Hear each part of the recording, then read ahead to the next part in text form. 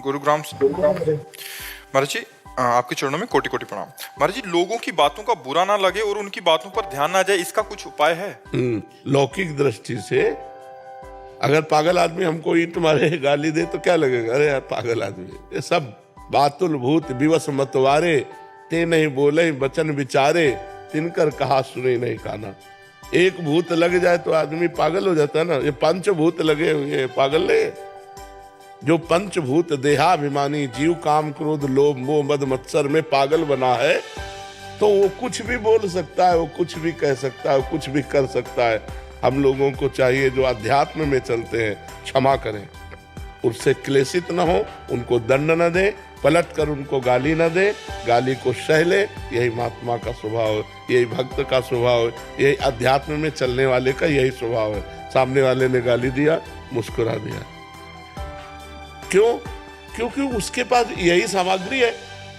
इत्र लगाया होगा तो खुशबू देगा, और अगर शरीर में बदबू है तो बदबू देगा।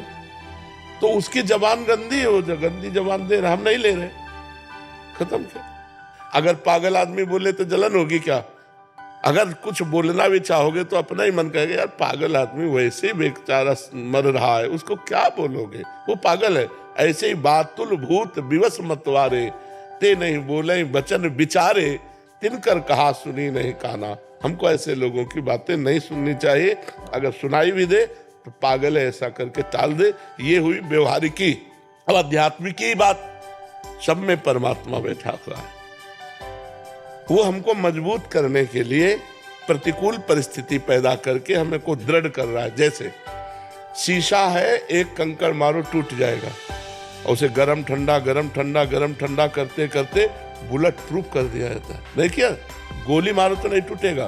तो हमें ठाकुर जी बुलेट प्रूफ बना रहे हैं कि कोई बोली मारे तो अब टूटे ना।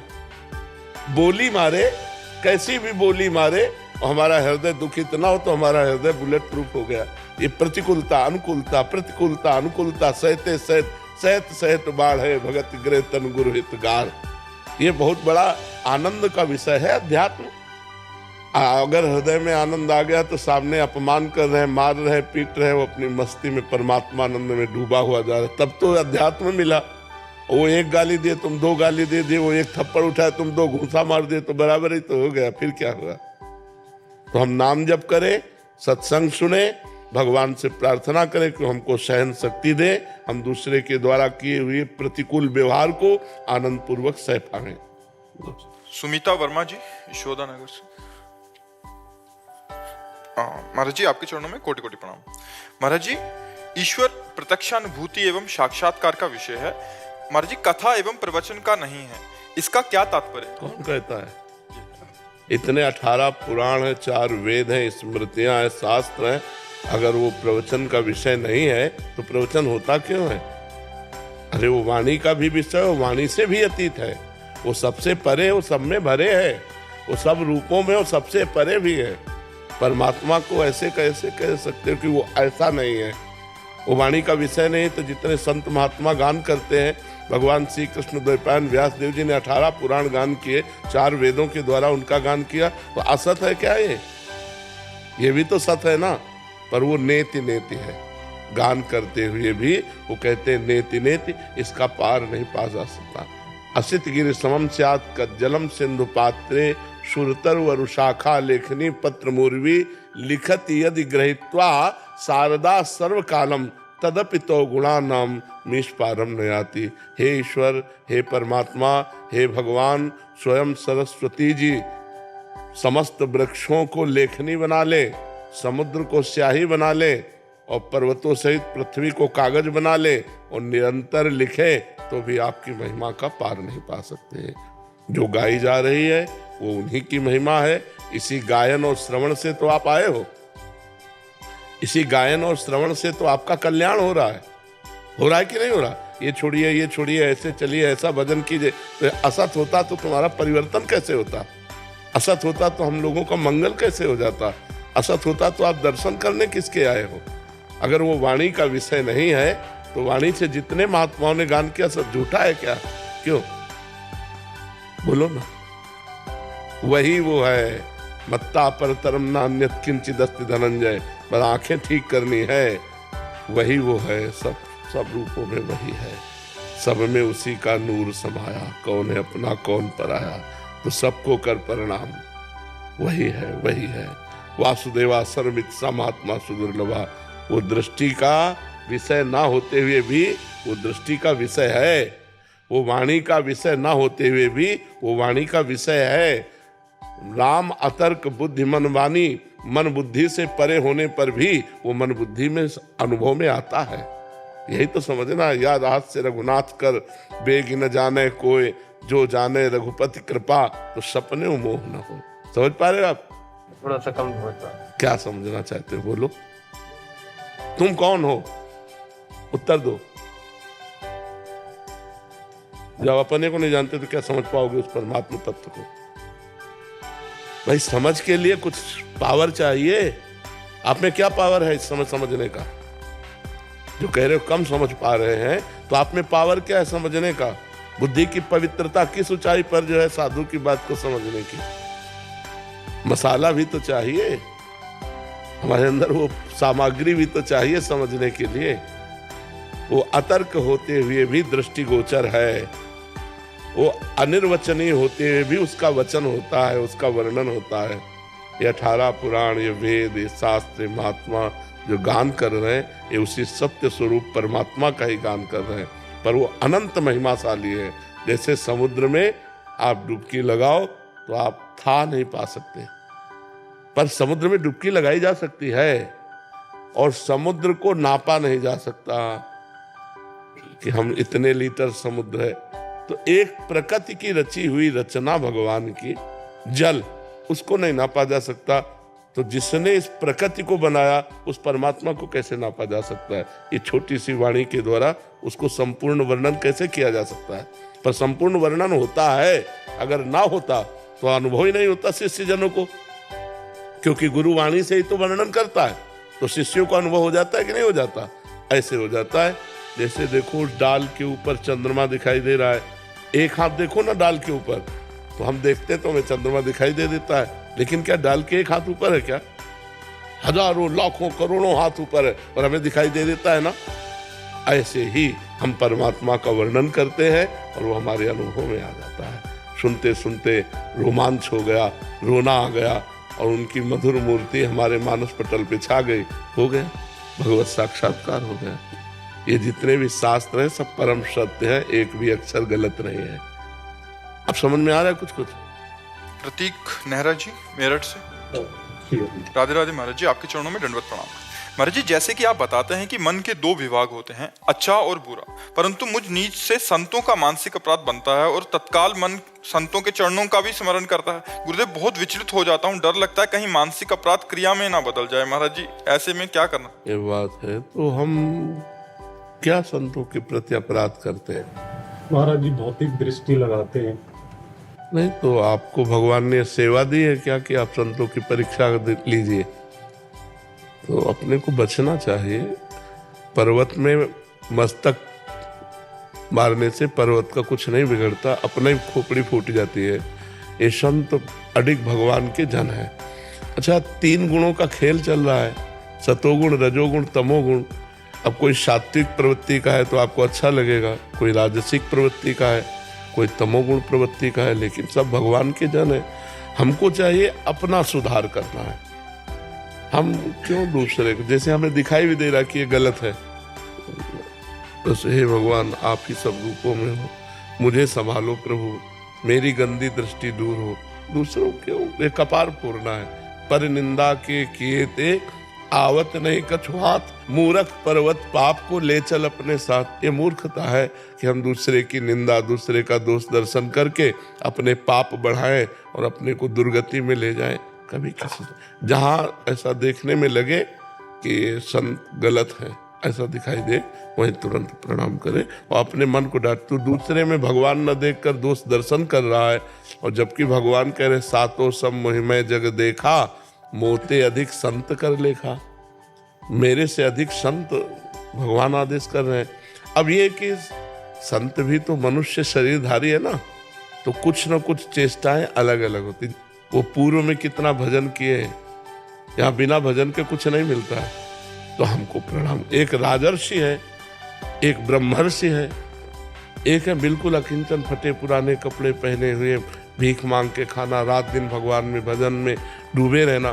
तो संतों की कई कोटियां हैं, और एक है अवधूत कोटि के, जिनको कोई परवाह नहीं, समाज की कोई परवाह नहीं, शास्त्र मर्यादा से ऊपर उठे हुए, जब जो मनाया जैसी मस्ती उनकी। अब उनको देखोगे तो या तो पागल कहोगे और या तो धर्म विरुद्ध कहोगे। तो हमको चाहिए कि हम अपनी स्थिति को बढ़ावें। देखो, ब्रह्मलीन महापुरुषों को पहचाना नहीं जा सकता। भागवत में पढ़ के देखो, रहुगण कपिल भगवान से सत्संग करता था, लेकिन पालकी में ज्योति दिया सिद्ध महापुरुष जड़ भरत जी को, पालकी में लाके ज्योति दिया, तो पहचान पाया क्या?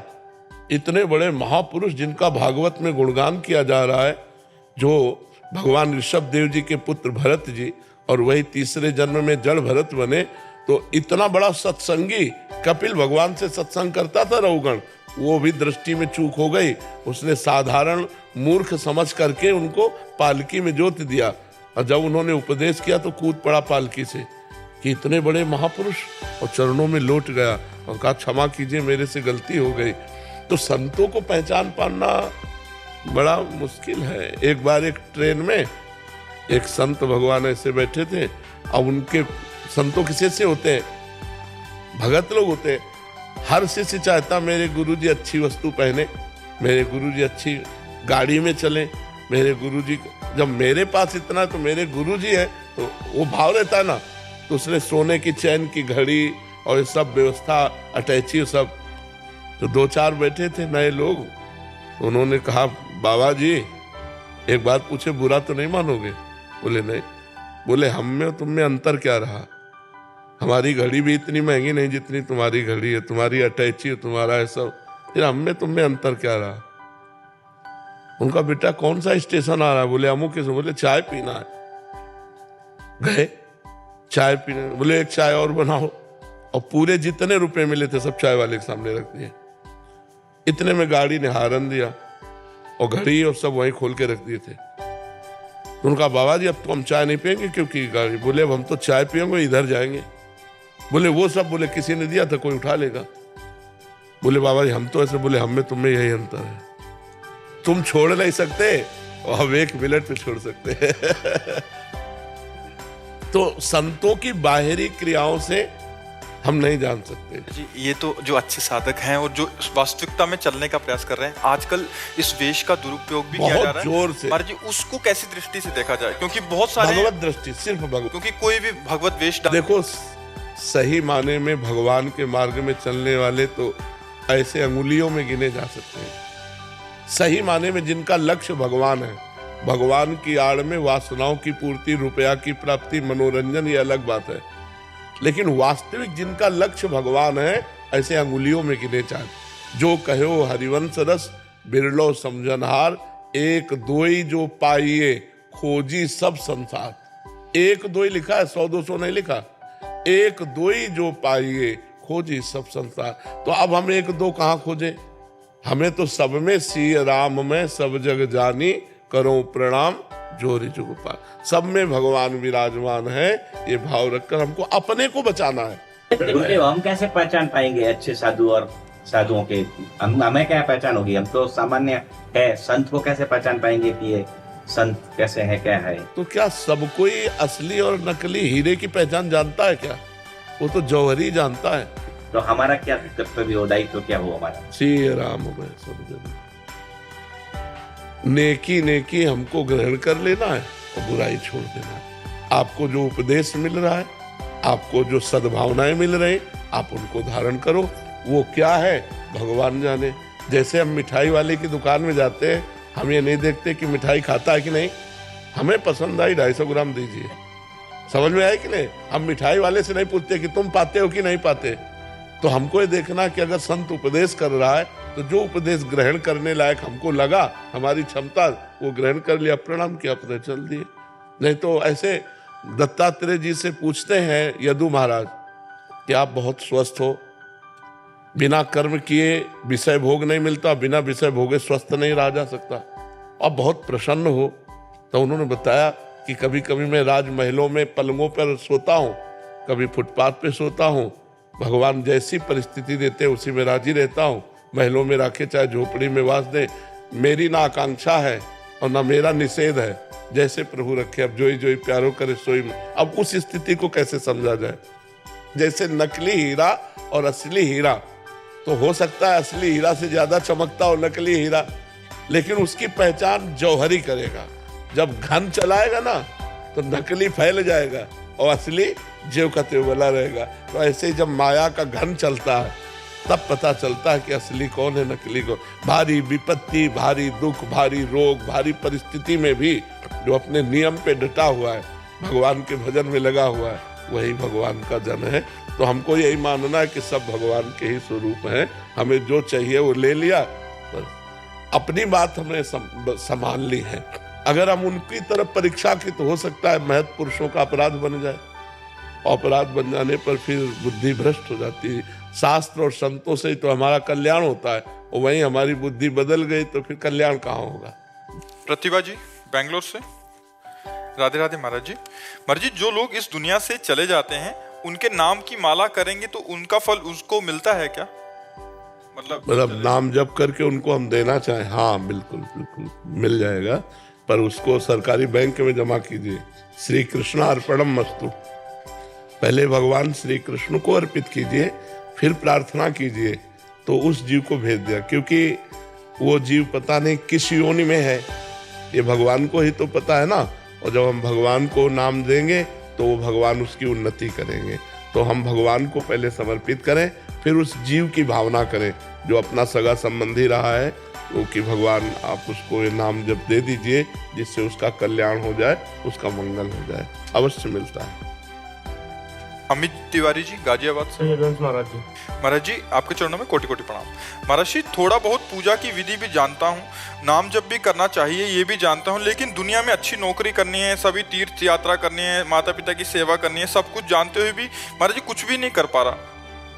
नाम जप करो, इससे बल आ जाएगा। जो हम जानकारी का अपने प्रयोग नहीं कर पाते हैं उसमें हमारे अंदर बल की कमी होती है।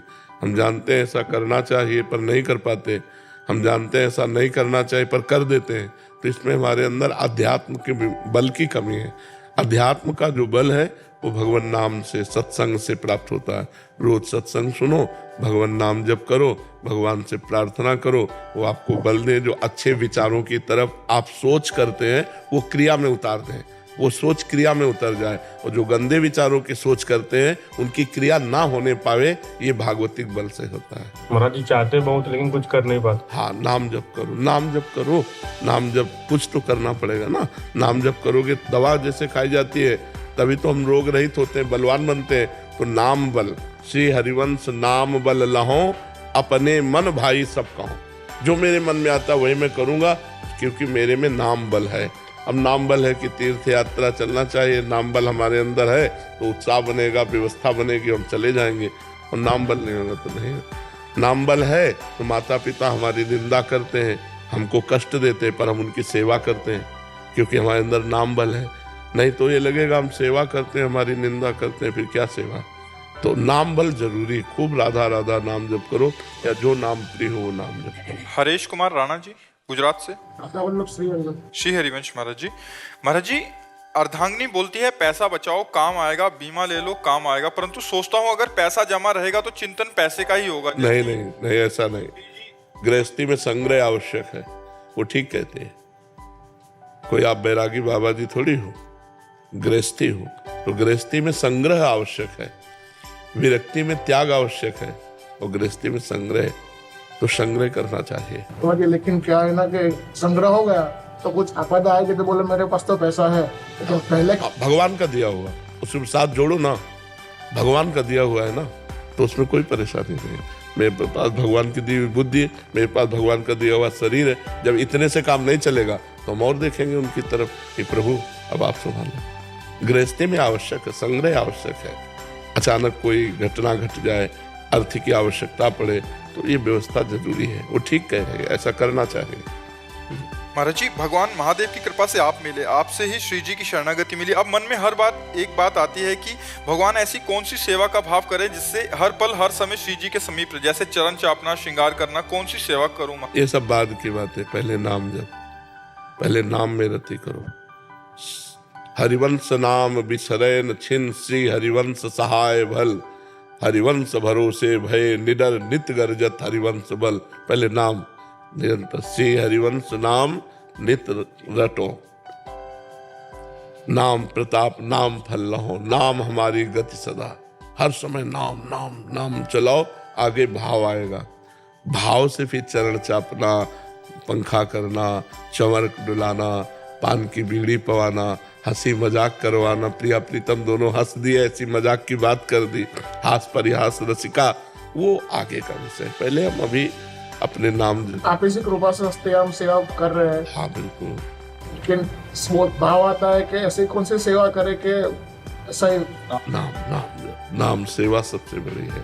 नाम अंदर अंदर चलाओ, यही आपके अंदर भावोत्सवेन भजताम रस काम धेनुम तम राधिका चरण रेणु महामिश्मरामी। जब भाव उत्पन्न होने लगेंगे ना, तो भाव के द्वारा सेवा होती है, मानसिक सेवा। अभी खूब नाम जप करते हैं। महाराज जी, आप किसी का प्रश्न था महाराज जी, वो कह रहे थे कि प्रतिकूलता ही नाम जप को पचाती है, ऐसा आपने सत्संग में बोला था। वो कह रहे थे कि इसका क्या मतलब हुआ, क्या नाम जप का ना पचना कुछ समस्या लाता है? हाँ, अहंकार समस्या लाता है, अहंकार। और जब अपनी इतनी समस्याएं हैं, तो राधा राधा राधा राधा, वो दूसरे की तरफ देख ही नहीं पा रहा है, वो अपनी समस्याओं में तो वो प्रतिकूलता बड़े बड़े भक्तों को दी गई। आप भक्तों के चरित्र पढ़ के देखो, जो जितना महान भक्त है उतनी बड़ी प्रतिकूलता भजन को पचाती है, प्रतिकूलता भजन को बढ़ाती है, और प्रतिकूलता भजन में कर देती है। क्योंकि कोई अपना नहीं, कोई अनुकूलता कहाँ है? संसार में जो अनुकूलता ढूंढता है वो भजन कर ही नहीं सकता है, क्योंकि संसार का राग उसे घसीट रहा है। जीव संसार के राग के द्वारा अपना नाश कर लेता है। अगर वो नाम जप करे और भगवान के द्वारा दी हुई प्रतिकूलता को कृपा माने, तो बहुत जल्दी उन्नति हो जाए, आध्यात्मिक उन्नति हो जाए। जी विशाल जी, मध्य प्रदेश से। राधे राधे महाराज जी। राधे राधे महाराज जी, मैं हनुमान जी का दास हूँ। महाराज जी, मैं हनुमान जी की कृपा से श्री जी को अनन्य प्राप्त कर पाऊंगा? हाँ बिल्कुल कर दे। सियाजू ही प्रियाजू हैं, प्रियाजू ही सियाजू हैं, और सियाजू के अनन्य भक्त हनुमान जी महाराज हैं। तो जब हनुमान जी कृपा करेंगे तो श्री जी के चरणों में प्रेम हो जाएगा। महाभागवत है जी। शिवानी गोयल जी। राधे राधे महाराज जी। महाराज जी, मृत्यु क्या है और क्यों डर लगता है इससे? मृत्यु एक भ्रम है, सत्य वस्तु नहीं है। अब हम आपको बताते हैं कैसे भ्रम है। पंचभूतों से रचित ये शरीर है। जब इसका अंतिम संस्कार होता है तो अग्नि तत्व अग्नि में मिल गया, जल तत्व जल में, वायु तत्व वायु में, पृथ्वी तत्व पृथ्वी में, आकाश तत्व आकाश में। 5 तत्वों से रचित शरीर है। वो अपने अपने तत्वों में मिल जाते हैं। इसमें मरा कौन? मरा नहीं ना, शरीर में मरा नहीं ना। और आत्मा विनाशी चैतन्य घन है, उसको कोई मार सकता नहीं। नैनम छिन्दन्ति शस्त्राणि नैनम दहति पावका न चैनम क्लेदयन्त्यापो न शोष्यति मारुता। अग्नेयास्त्र, वारुणास्त्र, वायवास्त्र, इनके द्वारा आत्मा का कहीं बाल बाका नहीं हो सकता। आत्मा अच्छेद्य है, अक्लेद्य है, अशोष्य है, अदाय है।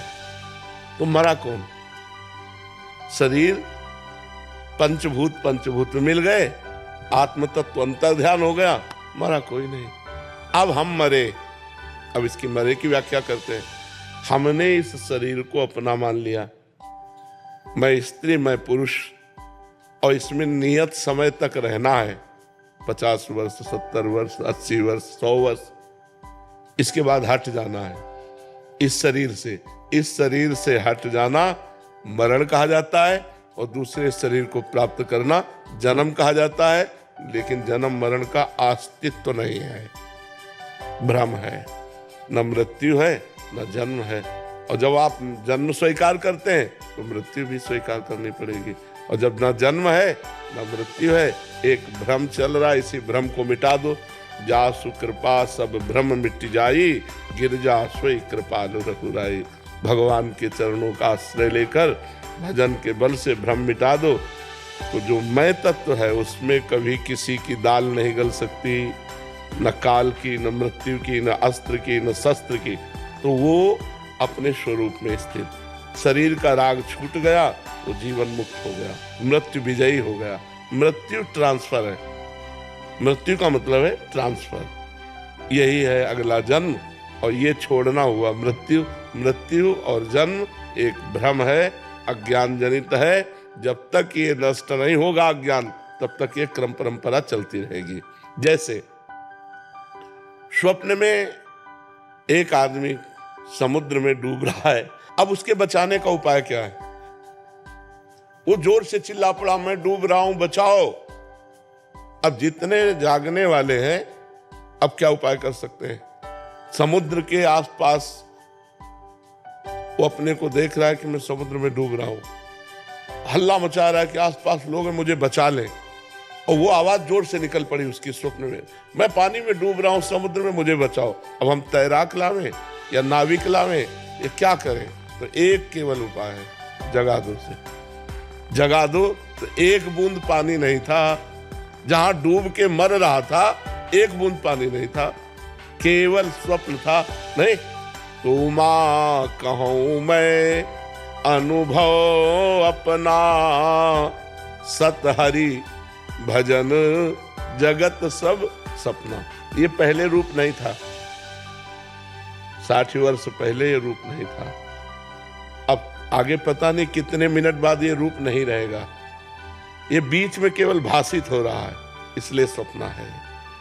अगर ज्ञान के द्वारा देखो तो जैसे आपकी गाड़ी आपके पैसे के अनुसार है, ऐसे ये गाड़ी है। खूब बढ़िया दान पुण्य भजन किए हो तो तेजस्वी स्वरूप और रुपया पैसा खान पान सब दुनिया का वैभव सब सुख एकत्रित है। गाड़ी है ये, तुम थोड़ी हो। आत्मा तो जैसे हमारी वैसी चींटी की, जैसे हमारी वैसी सुअर की, जैसे हमारी वैसी चराचर जीव की। आत्मा तो एक ही है, अनेक शरीर दिखाई दे रहे हैं। जैसे सूर्य एक है और घड़े करोड़ों रखे हो तो करोड़ सूर्य भासते हैं, है नहीं, सूर्य तो एक है। ऐसे ही परमात्मा जिसे आत्मा कहते हैं वो एक है, ये करोड़ों घड़े हैं। हम श्री जी के अंश है महाराज जी।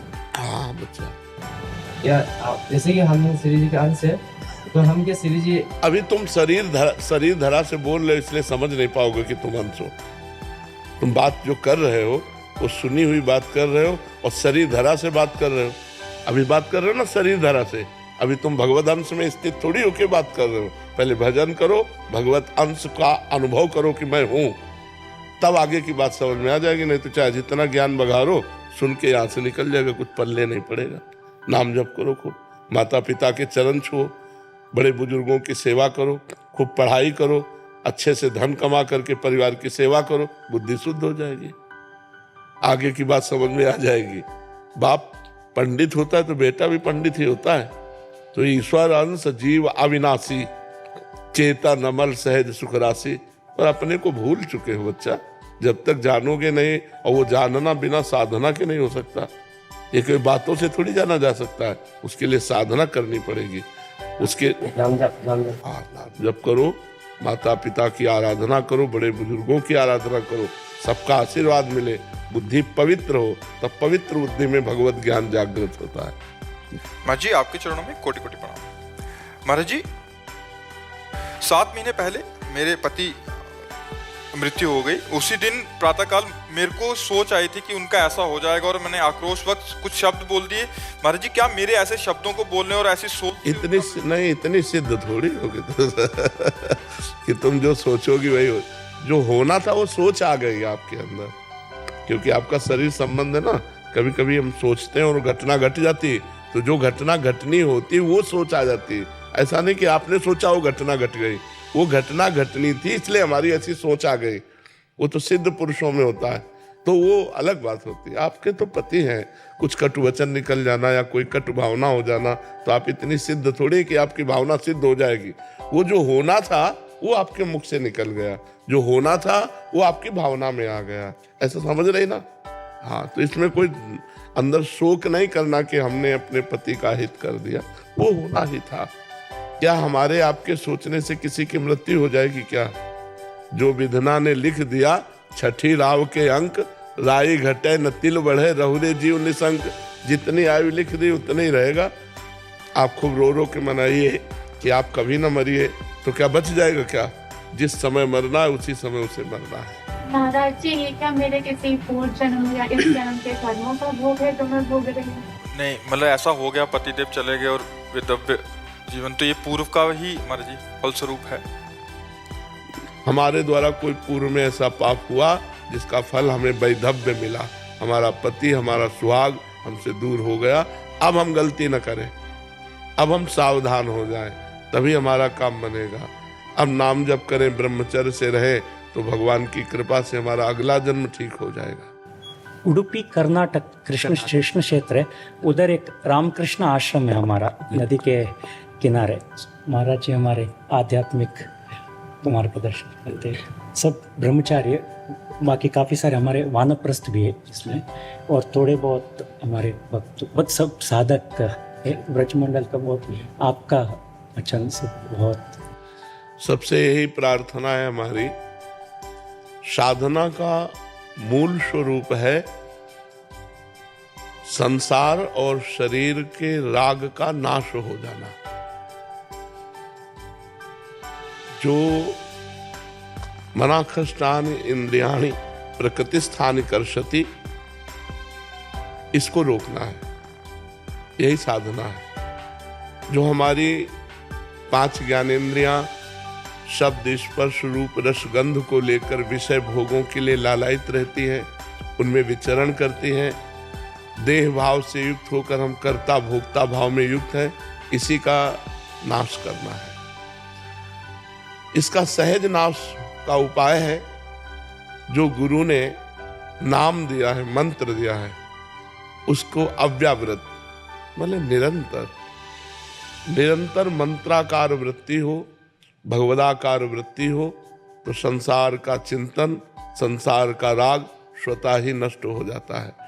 जैसे एक एक कवल खाने पर तुष्टि पुष्टि क्षुधा निवृत्ति होती है, ऐसे ही एक एक मंत्र, एक एक नाम जब ध्यान पूर्वक जपा जाता है तो संसार से वैराग्य, अपने स्वरूप का बोध और गुरुदेव के चरणों में प्रीति, इष्ट देव के चरणों में प्रीति, ये तीनों एक साथ प्राप्त होते हैं। जैसे तुष्टि पुष्टि क्षुधा निवृत्ति, ऐसे संसार से वैराग्य, स्वरूप का बोध और भगवान से प्रेम, तीनों एक साथ प्राप्त होते हैं। हमें पवित्र आचरण करते हुए गुरु आज्ञा में अपने जीवन को समर्पित कर देना है, और जो गुरु जी ने नाम मंत्र दिया है उसे सतत, जितना तन्मया है स्थिति, जितने मिनट धारण करोगे उतने जीवन धन्य है। और संसार के जितने शुभ कर्म हैं, ये सब भगवत प्राप्ति कराने में समर्थ नहीं है। ये यहां से लेकर के बहुत तक ब्रह्मलोक तक ले जा सकते हैं, लेकिन आ ब्रह्म पर्यंतम सर्वम मायामयम जगत, आबम ब्रह्मा से लेकर के यहाँ तक सब मायामय है। तो हमारा कार्य है माया मुक्त होना। भगवान ने कहा आ ब्रह्म भुवनान लोकान पुनरावर्तिनो अर्जुन, ये बार बार आने जाने, अब आने जाने वाला काम नहीं करना।